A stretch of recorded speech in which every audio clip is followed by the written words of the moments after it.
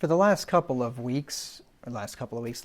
months, we've been looking at suffering in this study on suffering and deliverance. And now for the next couple of months or so, I'm not sure how long it'll be, we'll be looking at deliverance. And this should be a lot lighter, I suppose, than the previous weeks have been. And I hope that this will be encouraging to you and edifying to you. What we're going to do is just walk through the Bible from the beginning to the end and look at all the different people that God delivered from various things in their lives. We're going to start first of all with Enoch in Genesis chapter 5. Enoch was a man that lived only 3 generations prior to the great flood in Noah's day. Now, 3 generations to us doesn't sound like a very long time, 60, 70 years, something like that. A generation's maybe 20, 25 years. In those days, 3 generations was a bit longer, as we'll see here in some of these verses that we read. But nevertheless, it was still only 3 generations from Enoch to Noah. And I can show that to you here from Genesis 5, verse 21. It says, "And Enoch lived 65 years and begat Methuselah." Methuselah was actually the oldest man in the Bible. He lived 969 years, if I remember right.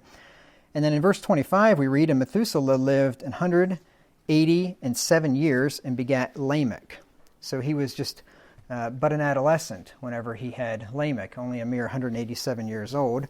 And then Lamech, here in a couple of verses later, in verse 28 and 29, "And Lamech lived 182 years and begat a son."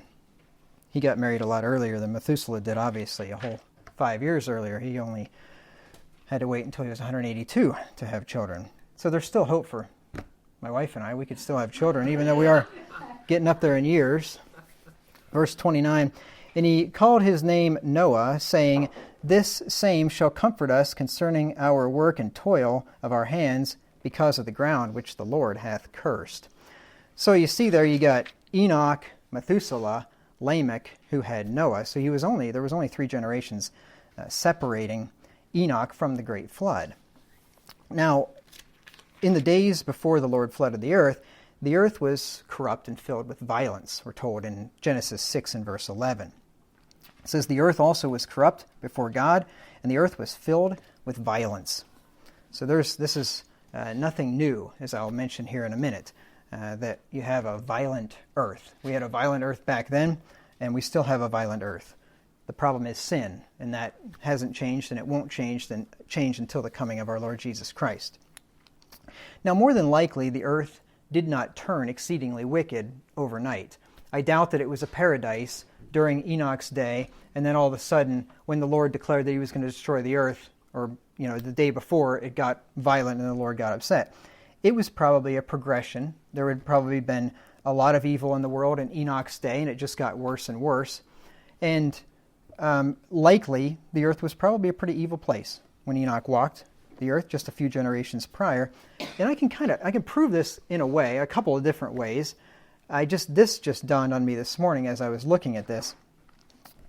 You had the first murder right at the very beginning with Cain. Cain killed Abel.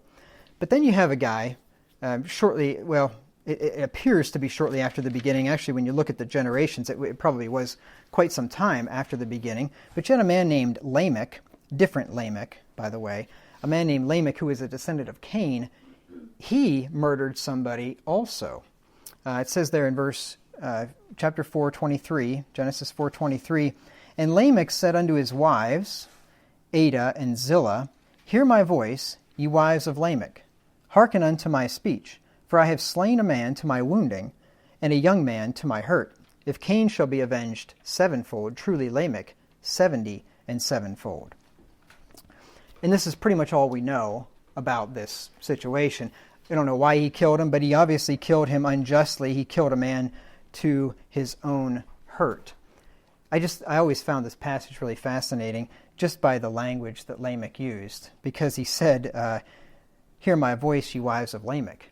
And sometimes, just goofing around, I'll say, "Hear my voice, ye wife of Chad." Let me say that again. I was almost getting the names mixed up. "Hear my voice, O ye wife of Chad." like because you're referring to yourself in the third person, which is kind of strange to do that, but that's what Lamech did there, so I always thought that was kind of interesting. But anyway, so Lamech kills a man. Now this is in chapter 4, so it seems like it's probably right in the beginning, but when you realize that there were actually 7 generations from Adam to Lamech, if you count Lamech, we're talking about a pretty good period of time here, and we can see that in Genesis 4, 17 and 18. Genesis 4, 17 and 18. It says, "And Cain knew his wife, and she conceived and bare Enoch, and he builded a city, and called the name of the city after the name of his son Enoch." This is a different Enoch. Okay, the Enoch that we're looking at as the example of God's deliverance in chapter 5 is not the same Enoch. Enoch in chapter 5 is the descendant of Seth, and I'll show you that here in a second. Enoch here in chapter 4 is a descendant of Cain. And Enoch, verse 18, and unto Enoch was born Irad, and Irad begat Mehujael, and Mehujael begat Methusael, and Methusael begat Lamech. And Lamech took unto him 2 wives. The name of the one was Ada, and the name of the other was Zillah. And we just read about them a minute ago. So if you count up the names there, you'll find 7. From Adam to Lamech was 7 generations. Well, interestingly enough, Enoch, that we're looking at in chapter 5, from Adam to Enoch was also 7 generations.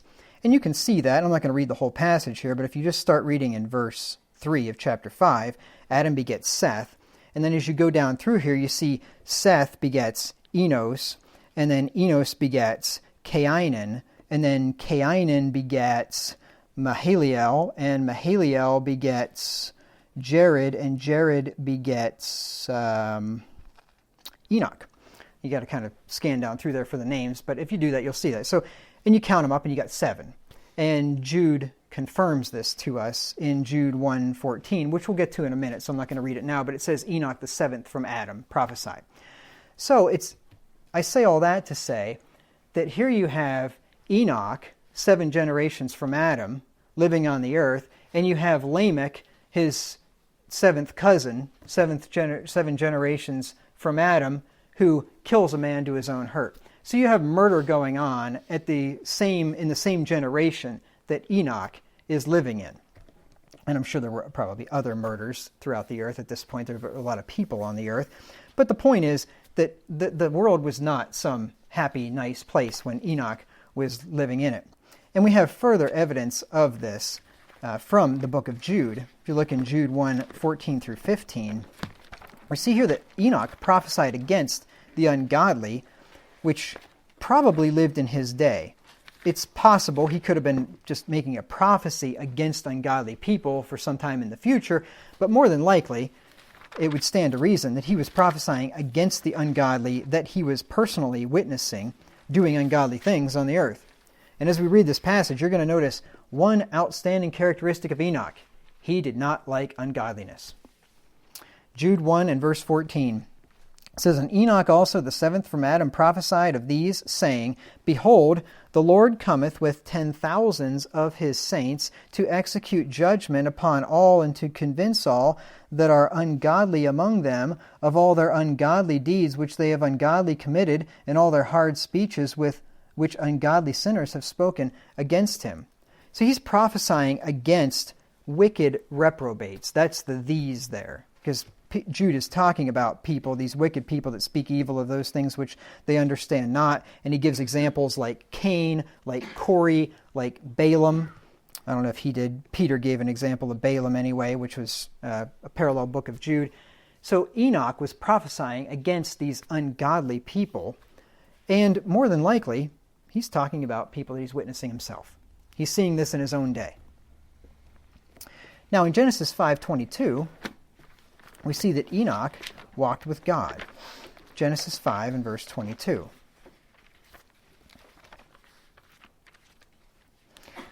I will tie this all together here in a minute, and you'll see why I've been making some of these points that I have.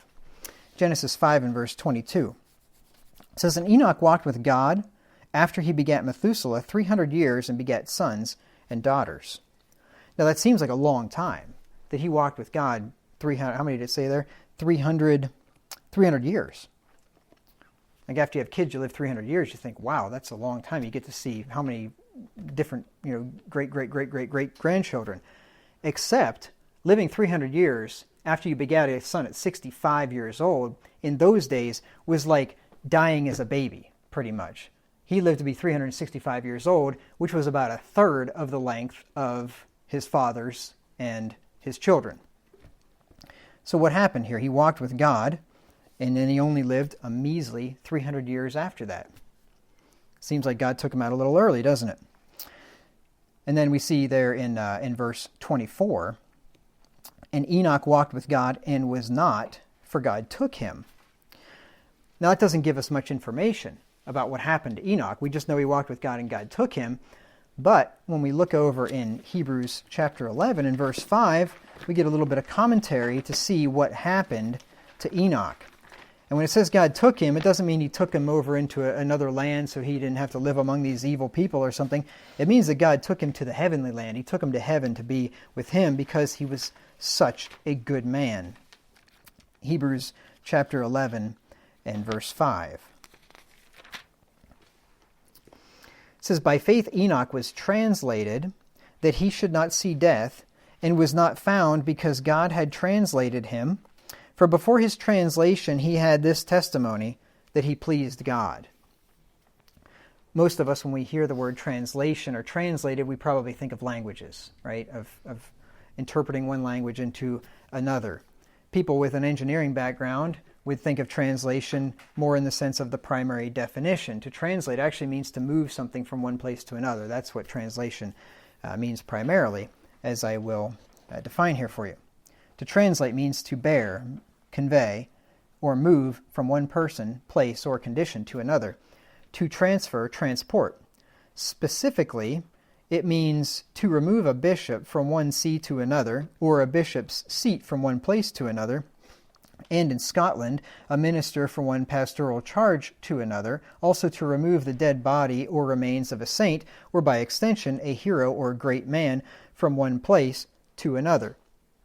That's actually in the primary definition, and I've included it just to give you a few examples of translate. Moving a bishop from one see or from one post to another, moving what was the other one? Moving a pastor from one church to another, moving a saint, a dead saint, his remains from one place to another. That's what it is to translate.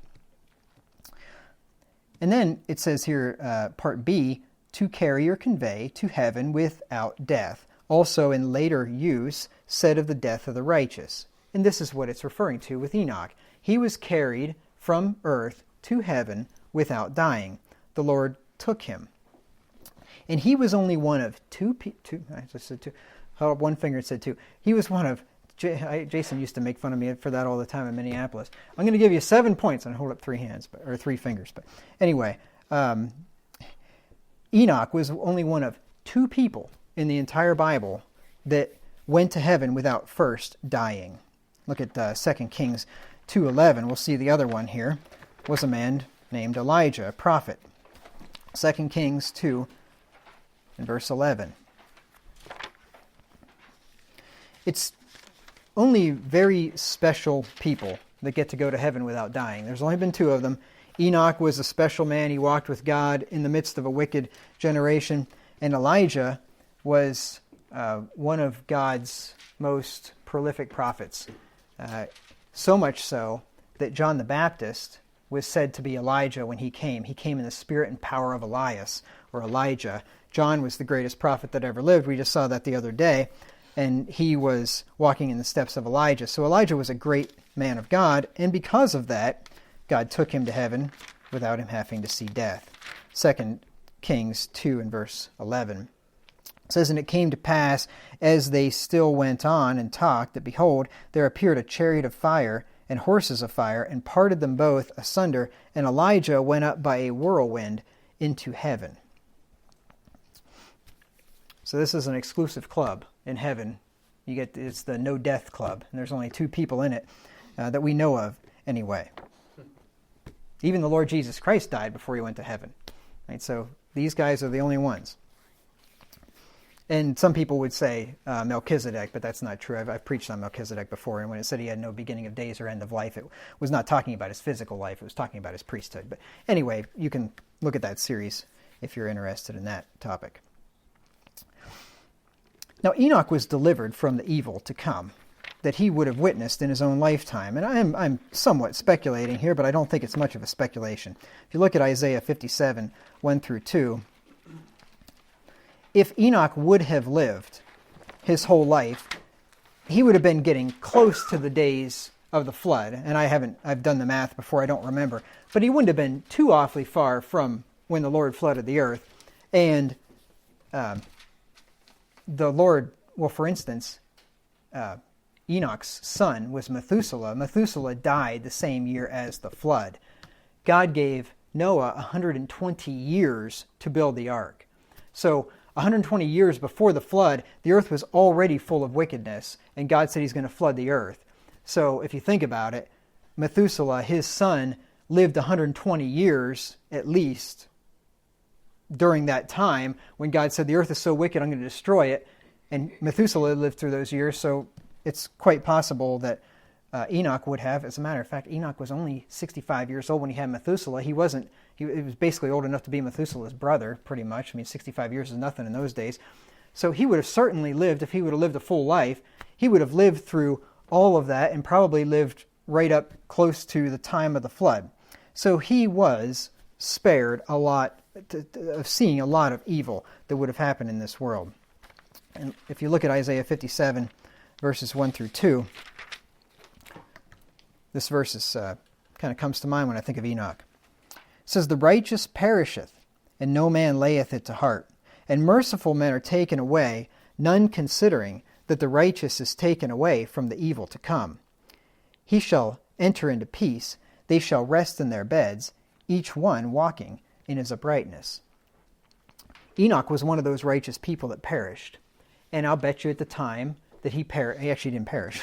he didn't perish. He went to heaven. It was like he perished, but he didn't actually have to perish. But he was one that was taken away, and I'll bet you none considered that he was taken away from the evil to come. They didn't know what was coming. You know, it was going to be hundreds of years yet before the flood came, but Enoch was spared from seeing all that evil that led up to the building of the ark and the destruction of the earth. Now, there are some lessons that we can learn from this. And this is what I'm going to do as we go through the remainder of this study for the next couple of months. As we look at each person, I'm going to give you the facts concerning him and show God's deliverance of him. And then I'm going to show you the lessons that we can learn from this.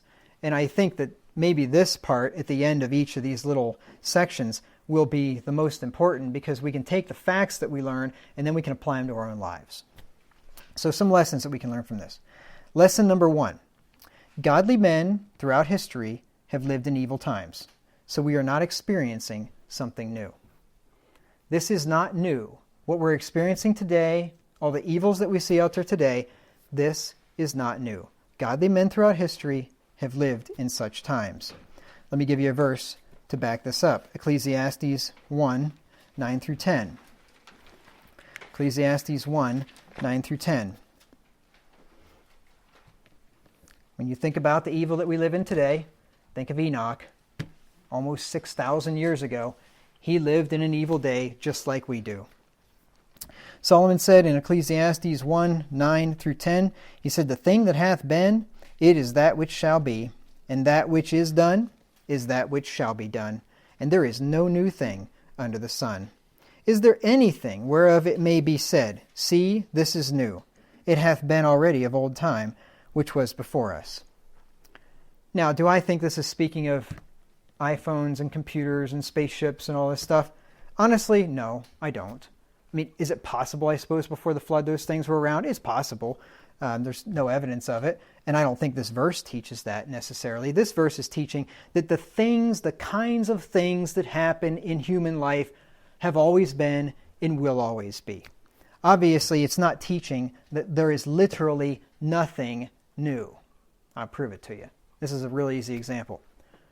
There's a book out there called, what's it called? Get Wisdom, Get Understanding, a commentary on Proverbs chapter 1. I can guarantee you, without a doubt, that book did not exist before a few years ago. That book was not around during Noah's day. I can guarantee you. Those words in that order, with that author's name on there, was not around in Noah's day. I am certain of it. So this verse is not teaching that every single thing that we have today existed before the flood. I don't believe that. There could have been technology, could have been. But this verse is not teaching that that is absolutely has to be the case. But the same kinds of things.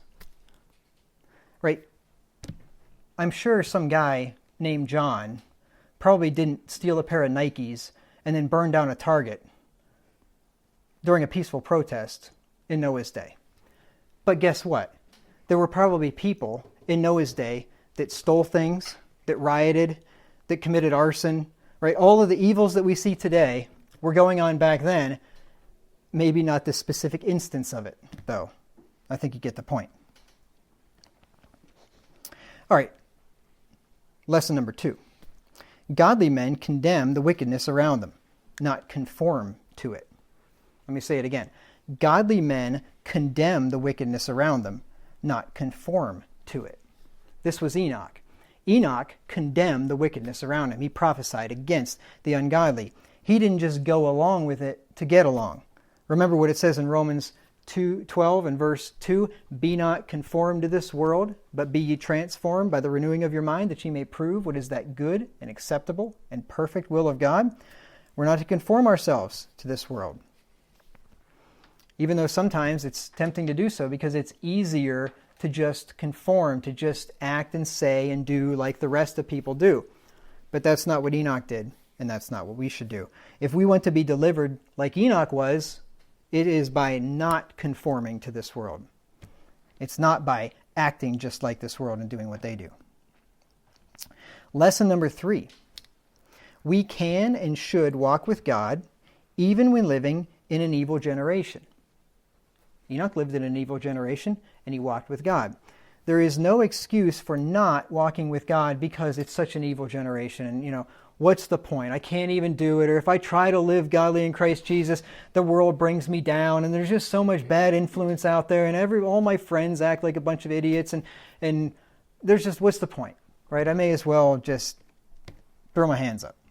No, we can and should walk with God, especially in the midst of an evil generation. Lesson number 4. Those who walk not in the counsel of the ungodly, but delight in the Lord, are blessed. That's what Enoch was, right? He walked with God and was blessed. We read in Psalm 1 through 2. It says, "Blessed is the man that walketh not in the counsel of the ungodly, nor standeth in the way of sinners, nor sitteth in the seat of the scornful. But his delight is in the law of the Lord, and in his law doth he meditate day and night." We don't know if there was any written scripture when Enoch walked the earth. It's possible there was. It's possible that Adam wrote down some of the book of Genesis, and when Moses wrote that, he was writing from what had been written before. He was making a copy of what Adam wrote. We don't know that for sure, but it could have been. There could have been the law of the Lord in those days, or it could have just been that the Lord spoke through prophets as he did in times past, and Enoch had the word of the Lord. He had communion with God, and he walked closely with the Lord. And lesson number 5. If we walk closely with God like Enoch, God may likewise deliver us from this evil world by taking us out of it early by death. Now, some people might think that sounds like a horrible thing. What do you mean? If I live godly, I might die early? That's exactly what I mean. And that ain't a bad thing. You could be saved from a lot of suffering and from seeing a lot of bad things, sad things, sorrowful things, if you check out of here early. But it's up to you. If you want to live to 100 years old and see all kinds of evil stuff, then you can do that too. But I'd be perfectly happy if the Lord took me out of here early like he did Enoch, and I didn't have to see all this stuff. I could just be in heaven, enjoying myself, while the rest of you are down here toiling, dealing with this wicked world. So that's our first example. Our second example was Enoch's, his great-grandson, I think it was, Noah and his family. As I just mentioned earlier, Noah lived in an exceedingly wicked generation. Look at Genesis 6 and verse 5.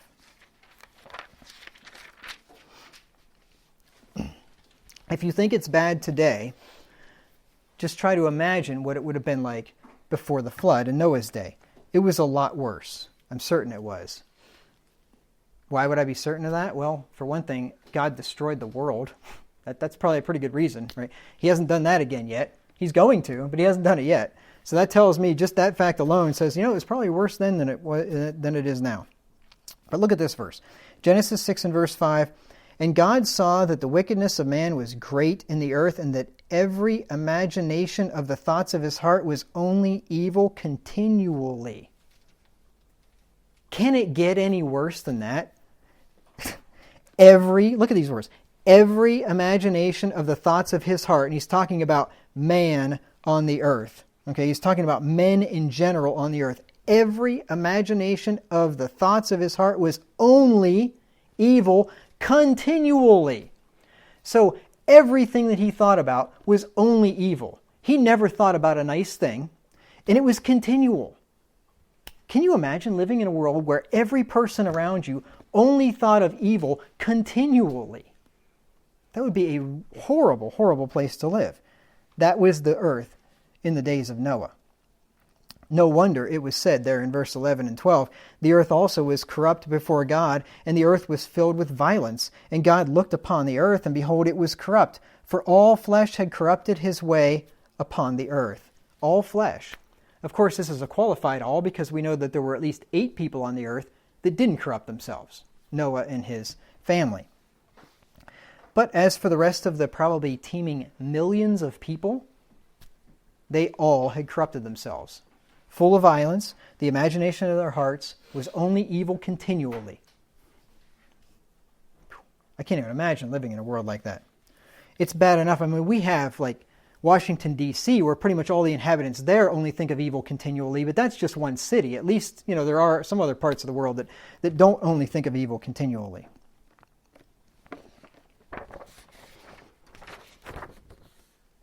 So the cup of the world's iniquity was full, and the Lord had determined to destroy it. He said there after that verse in verse 5, he said, And it repented the Lord that he had made man on the earth, and it grieved him at his heart. And the Lord said, I will destroy man whom I have created from the face of the earth, both man and beast, and the creeping thing, and the fowls of the air, for it repenteth me that I have made them. So bad it was that the Lord changed his mind and felt bad and sorry about the very creation that he had made. He was ready to destroy them all and start over again. The Lord was going to do the same thing in the days of Moses. He was so tired of Israel, of that particular nation, he was going to destroy the whole nation and start over again with Moses, just like he did with the whole earth with Noah. Now Noah was a just man who found grace in the eyes of the Lord, verses 8 and 9. But Noah found grace in the eyes of the Lord. These are the generations of Noah. Noah was a just man and perfect in his generations. And Noah walked with God. Remember that phrase? Noah walked with God, just like his great-grandfather Enoch did. Noah was just and perfect in his generations. Generations is referring to his children, actually, and there's some comparative scripture that I could show you there. Like it says, these are the generations of Adam, and it goes on and gives all of his posterity. So he was perfect in his generations. He and his children, his sons, were just on the earth at that time. And he walked with God. Now Noah obeyed God, and he built the ark by faith, because as we know the story, the Lord told him he was going to destroy the earth, and he told him to build this ark that he might save his family and save all of the land animals to repopulate the earth. And Noah believed God and built this ark by faith. Hebrews 11 and verse 7. Now we probably look at a situation like this and say, oh yeah, if God told me to build an ark, I'd do it. Okay, so here you are in the middle of a wicked earth. It's never rained yet. Why in the world would you build a boat in the middle of land when there's no water anywhere near it? And you've never even seen the thing that the Lord's telling you is going to happen, something totally out of your experience. And it's not like he said, to build a little pontoon boat or a fishing boat. He said to build a boat that was like half again the size of a football field, like a football field and a half long. It had a gigantic boat, which would have taken a long, long time. And he tells Noah to do this. Now, what do you suppose all these wicked people who are only thinking evil continually, when they see you starting to build a cruise ship in the middle of nowhere with no water in sight and you've never even seen rain, what do you think that they're going to say about Noah building the cruise ship? This guy's crazy, right? What an idiot. Why would you do that? Oh yeah, some god you worship, building a cruise ship in the middle of nowhere. He would have been mocked and ridiculed. That would have taken faith to do that, wouldn't it? Hebrews 11 and verse 7. By faith Noah, being warned of God of things not seen as yet, moved with fear, prepared an ark to the saving of his house, by the which he condemned the world and became heir of the righteousness which is by faith. So Noah, this just man, believed God. He believed something that he had not seen, something that was probably seemed like it was even beyond the limits of imagination of what is described, what's going to happen. It just seems absolutely incredible, I'm sure, to Noah. But yet he did it by faith. And by doing that, he saved himself and his 7 family members from death. 2 Peter 2 and verse 5. 2 Peter 2 and verse 5. It says, and spared not the old world, this is speaking of God's judgment, and spared not the old world, but saved Noah, the 8th person, a preacher of righteousness, bringing in the flood upon the world of the ungodly. Noah, the 8th person. So there was 8 people on that ark. It was Noah and his wife, his 3 sons, Shem, Ham, and Japheth, and their wives. And the rest of the world died. Now there are some lessons that we can learn from this. Well, first of all, this is probably the greatest deliverance that you can possibly think of. You think about a deliverance from God. He delivered Noah when the whole world died. That's a pretty big deal. But lesson number 1, truth doesn't lie in numbers. Truth doesn't lie in numbers. You always want to remember that.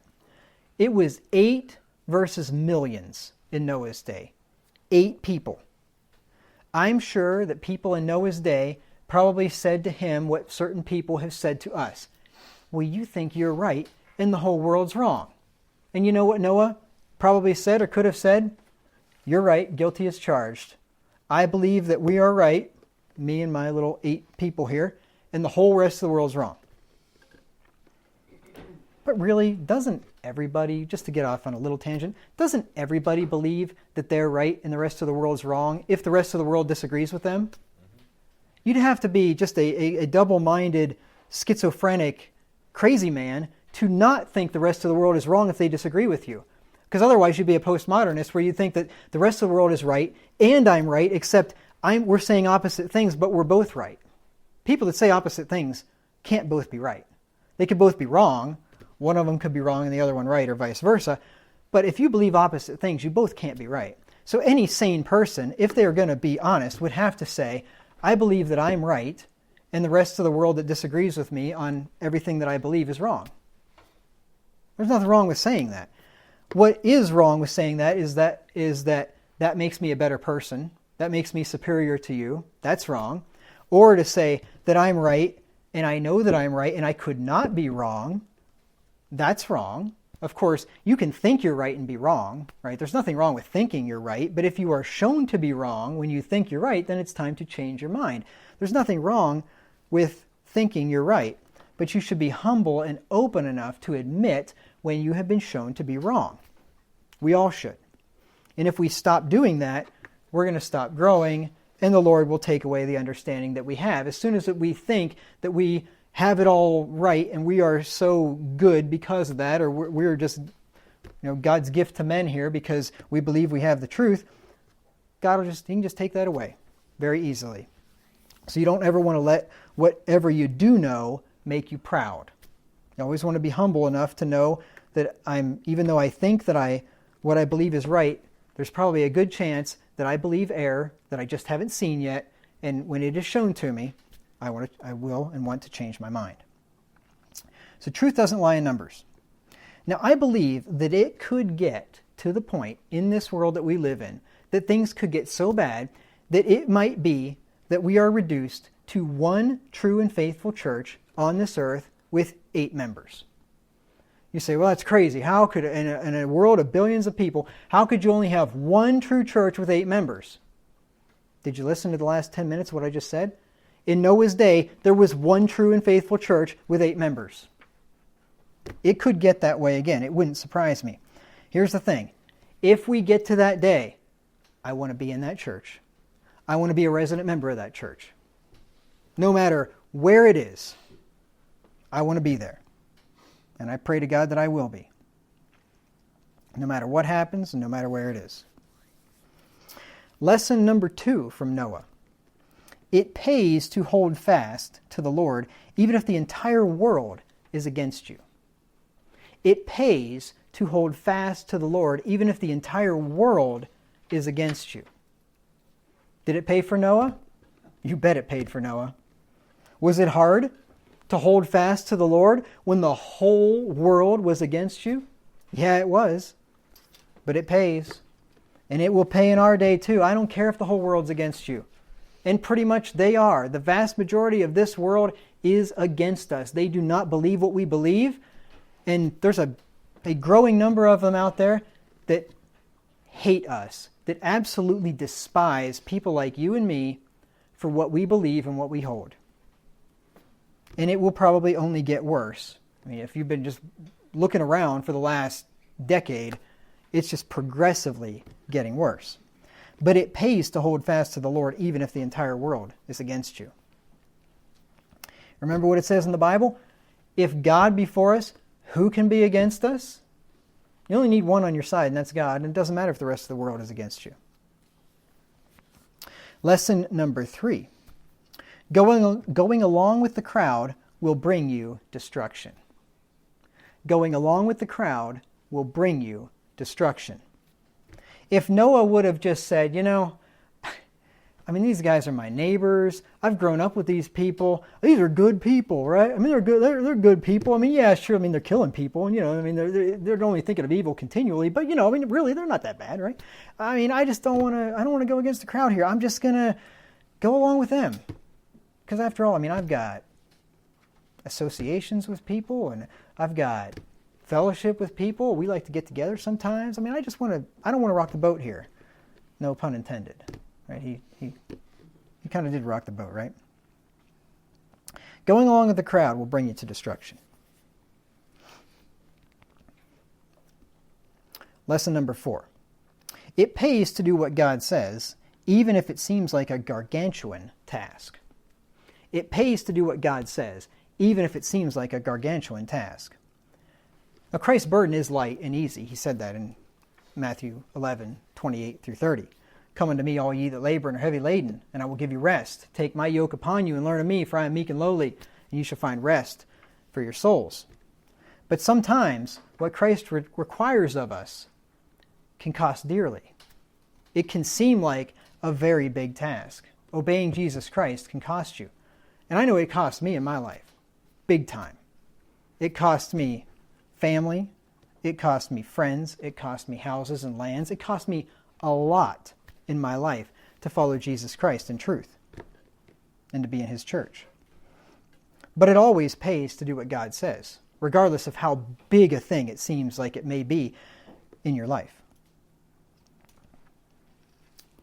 Lesson number 5. It would have seemed impossible by human reasoning for God to destroy the earth and the entire human population while simultaneously saving 8 faithful people, but God did it. You realize that? If you think about it, we just the wheels of our minds start to run and just think, well, how could God possibly save 8 people out of a world of millions and not destroy them when He destroys the rest?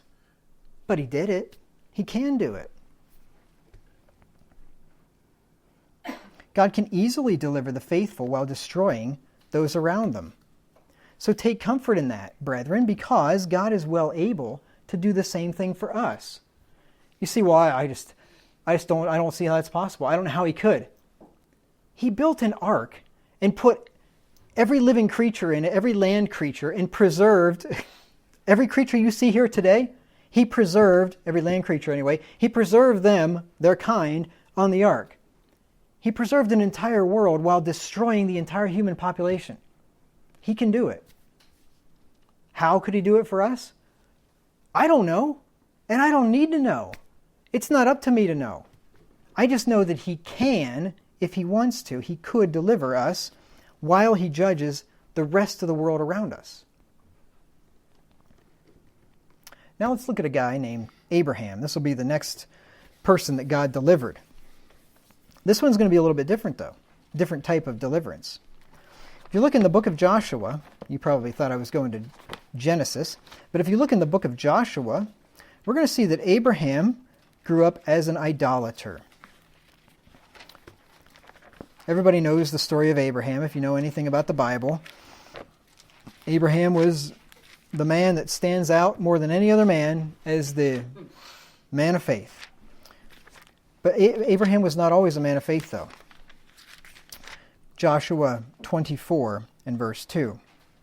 It says, And Joshua said unto all the people, Thus saith the Lord God of Israel, Your fathers dwelt on the other side of the flood in old time, even Terah, the father of Abraham, and the father of Nachor, and they served other gods.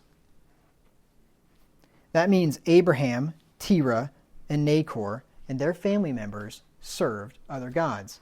That means that Abraham was an idolater. Abraham did not believe in Jehovah before God called him out of Ur of the Chaldees. Abraham didn't even know who Jehovah was. Abraham was just a pagan, stump-worshipping heathen. Just like any person out there, you think you go into the deepest jungles where nobody has ever heard of the true God, the Aborigines or African tribes or Brazilian tribes. You go out there and you see the kind of things that they were worshiping. And Abraham would have been bowed down right next to him, worshiping the same false gods, the same devils that those people worship. Abraham would have worshipped other gods. He didn't know who the true God was. God delivered him from his false religion by calling him out of Ur, away from his family where he grew up. Look at Genesis 12 and verse 1. Genesis 12 and verse 1. It says, Now the Lord had said unto Abraham, Get thee. Notice that singular pronoun. We'll get back to this point in just a second. Get thee out of thy country. There's another singular pronoun. And from thy kindred, and from thy father's house, unto a land that I will show thee. Every one of those pronouns is singular. He's telling Abraham individually, Abraham, you specifically, you get out of this country. You get from your father's house. You get from your kindred, from your family, and you go to a land that I will show you. Now, of course, I'm using 21st century English when I say you, but I'm referring singularly to Abraham. We're told in Isaiah 51 and verse 2, which substantiates the singular pronouns here, that Abraham was called alone. Now, in the King James Bible, you wouldn't even need Isaiah 51:2 to tell you that Abraham was called alone because you have singular pronouns. In these new Bibles, you wouldn't have that. You wouldn't know if he was called alone or not. Isaiah 51 and verse 2. It says, Look unto Abraham your father, and unto Sarah that bare you, for I called him alone, and blessed him, and increased him. God called Abraham alone. He didn't call the rest of his family to go with him. Now, in his case, some of his family came with him, and they were delivered from idolatry as well. But they specifically weren't called. It was just Abraham. And I suppose his good influence influenced them, and they came along with him. Genesis 12, 4 through 5. Could have been a situation like Ruth, where Naomi decided to go back to Israel, and she told Ruth, Go back to the Moabites. And Ruth said, No. Whither thou goest, I will go. And thy people shall be my people, and thy God my God. I don't know if this was their attitude, or they just didn't feel like letting Abraham go alone, and they wanted to go with him. But anyway, he ended up sparing his family members of living a life of idolatry as well. Genesis 12, 4 through 5. So Abraham departed, as the Lord had spoken unto him, and Lot went with him. And Abram, I don't know if I said Abraham before, but I meant Abram. So Abram departed, as the Lord had spoken unto him, and Lot went with him. And Abram was 75 years old when he departed out of Haran. And Abram took Sarai his wife, and Lot his brother's son, and all their substance, and that they had gathered, and the souls that they had gotten in Haran, and they went forth to go into the land of Canaan, and into the land of Canaan they came. His dad actually went with him too, Terah, because we read about Terah dying in the land of Haran, I believe it was. I think that's just in another couple of verses here somewhere. But anyway, I thought it said somewhere when Terah died. But it's in there anyway. You'll have to take my word for it. I can't. I'm not seeing it right now. But anyway, there was quite a number of people that went with Abraham. His nephew, Lot, his wife, Sarai, and then all of his servants, the souls that they had gotten. He had a lot of servants or slaves with him, and they all went with him, and they were all delivered from their idolatry like Abraham was. And just like Noah, Abraham obeyed God by faith and was blessed for it. Look in Hebrews chapter 11, 8 through 10.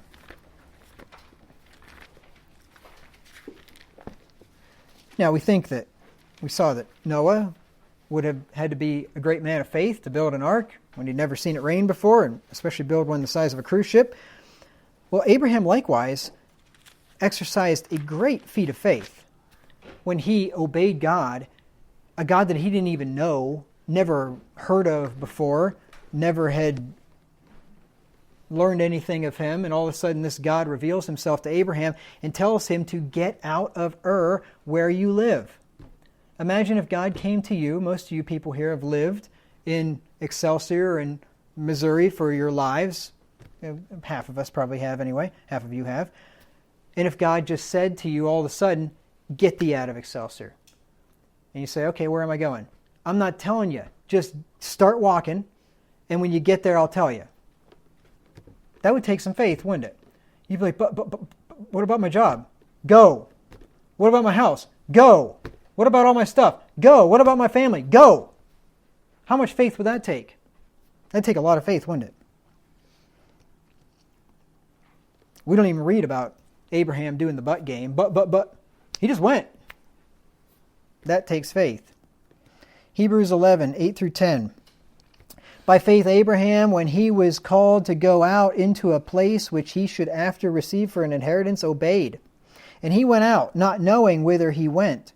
By faith he sojourned in the land of promise, as in a strange country, dwelling in tabernacles with Isaac and Jacob, the heirs with him of the same promise. For he looked for a country which hath foundations, whose builder and maker is God.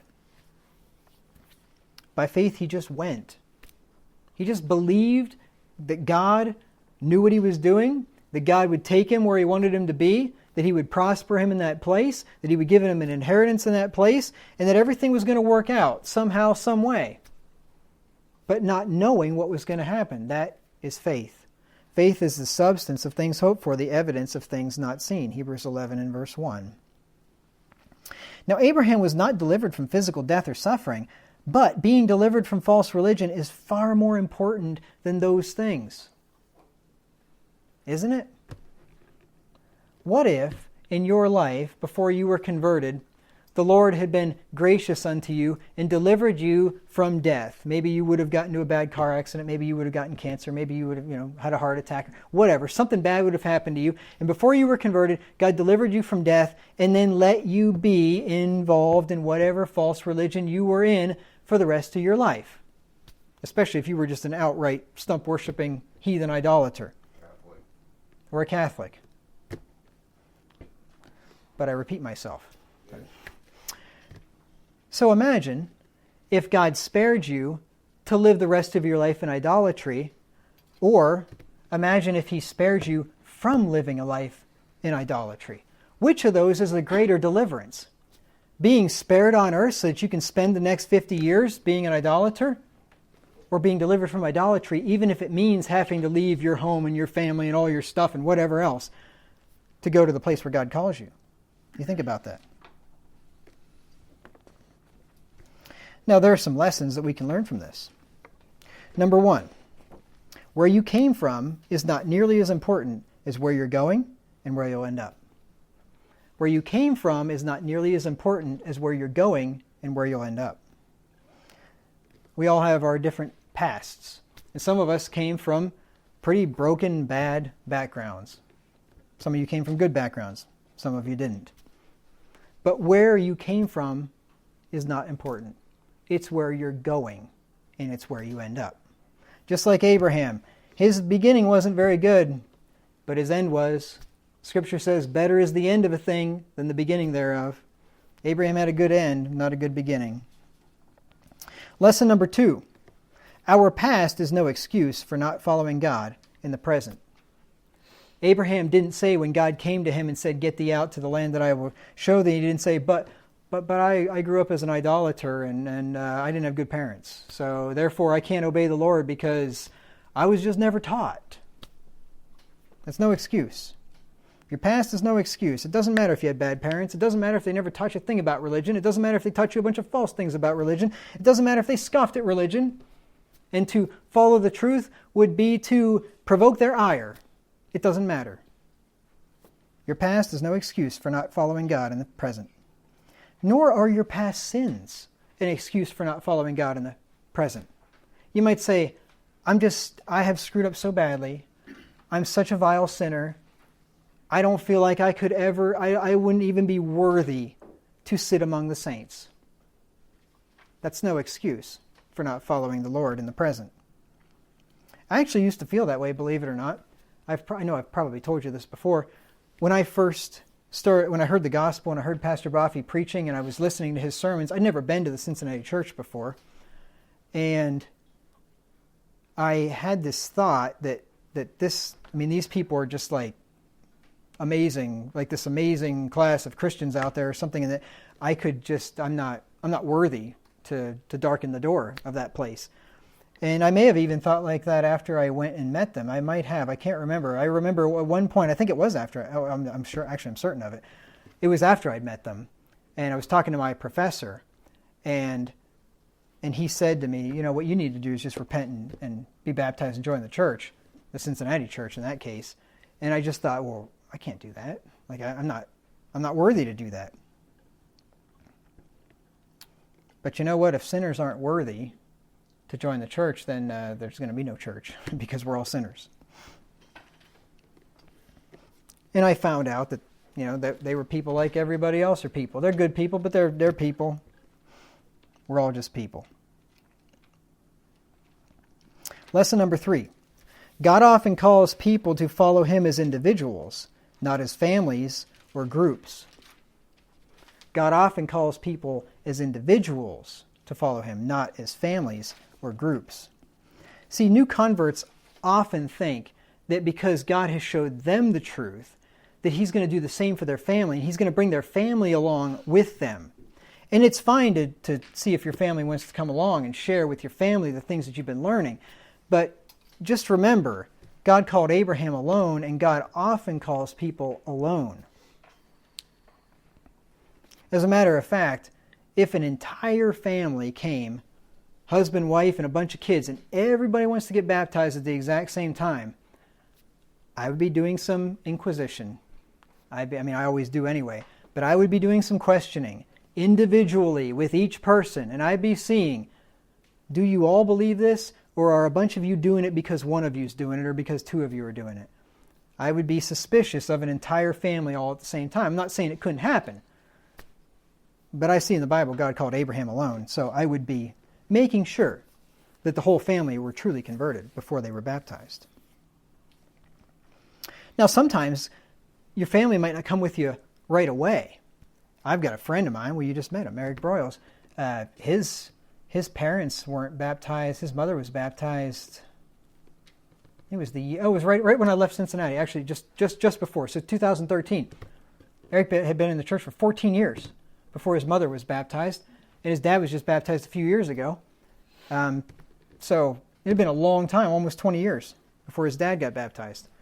Pastor Mott, his dad didn't get baptized for not that long before he died.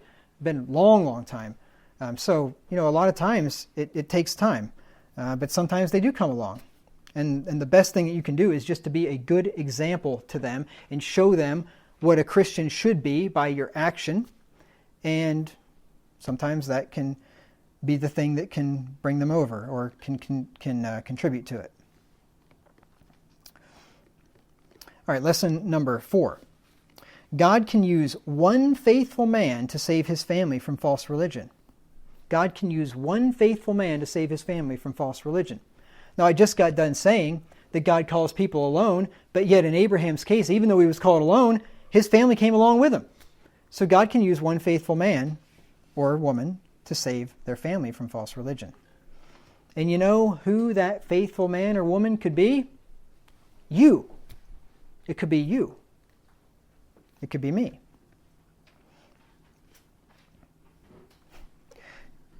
I've been witnessing to my family for years. In the beginning, I did it a lot. And then I eventually just kind of backed off because I wasn't getting anywhere with that. But you know what? My brother's starting to come around. Now, I don't know if he's ever going to come around fully and get baptized or not. But they've got this situation going on in their church where it's going contemporary, which I pretty well figured would happen eventually. And he's not happy about it. And my dad's not happy about it because they like a just traditional church, just singing hymns and things like that. And so anyway, I've been telling them about how our church does things, of course, which is the way the Bible says to do things, and just have a cappella singing and not all these programs and all this stuff. And my brother just said to me the other day when we were talking on the phone, he's like, I didn't ever think I'd say this, but I think you guys have it right the way you do things. I see why you do things the way you do them now. And he told my dad that, and my dad said, yeah, I hate to admit it, but I think Chad's right about that. Now that is really something, let me tell you what. That is something. So you just keep being a good example and don't be an irritating jerk, and maybe eventually they'll see your example, they'll see the wisdom in the way that we do things, and maybe come around. I hope they do. I would, boy, tell you what, I'd be crying tears of joy if I ever saw some of my family baptized and converted. That'd be amazing.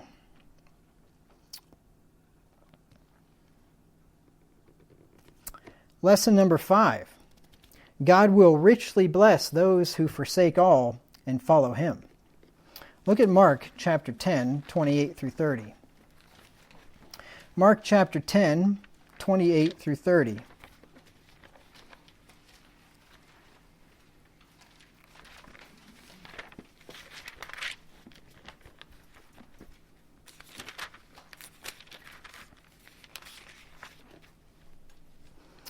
And Peter began to say unto him, Lo, we have left all and have followed thee. And Jesus answered and said, Verily I say unto you, there is no man that hath left house, or brethren, or sisters, or father, or mother, or wife, or children, or lands, for my sake and the gospel's, but he shall receive 100-fold now in this time houses, and brethren, and sisters, and mothers, and children, and lands, with persecutions, and in the world to come, eternal life. Peter says, we've left all and followed thee. In another place he says, what shall we have? And Jesus says, if you've left all, if you've left houses and lands and father and mother and brother and sister and wife, and you've done it for my sake and for the gospel's and the kingdom of God's sake, when you put all the passages together, that's what you get from it. When you've done that, not only will you receive in this life houses and lands and brethren and fathers and mothers and children and all that, but you'll also receive everlasting life. You have the promise and assurance that everlasting life is awaiting for you. You have a heavenly inheritance waiting for you. And this is exactly what happened to Abraham. Abraham left all those things and he went to a land where he didn't know where he was going, and he got to enjoy living in that land, though he actually never did possess it. He had to buy a little piece of it to bury him, his wife, and himself. But guess what? Abraham's looking for a city which hath foundations, whose builder and maker is God. He's looking for a country. They which say such things, we're told in Hebrews chapter 11, are looking for a country. and he is going to inherit that land that he was promised on the new earth. You're blessed whenever you forsake all to follow Jesus Christ. And lesson number 6. Never forget how incredibly blessed you are to have been delivered from the lies and bondage of false religion. Every one of us have been delivered from the lies and bondage of false religion to one extent or the other. Some of us were a lot closer to the truth when we got converted than others. But every one of us have been delivered from lies and bondage. And never forget that. You are blessed.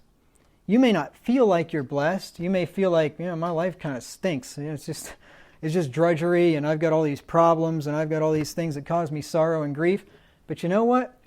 You're here. You are in the church of the living God. You have the truth. And you are exceedingly blessed to be here, regardless of what other problems you may have. You are blessed. Now, when I said that for the next couple of months, that was just an estimate. I didn't get nearly as far in this sermon that I wanted to. So we'll pick it up next time by talking about Sodom and Gomorrah. But not when Sodom and Gomorrah were destroyed, but when Sodom and Gomorrah were spared and delivered for the sake of a godly man among them. So we'll pick it up next time and talk about that, Lord willing.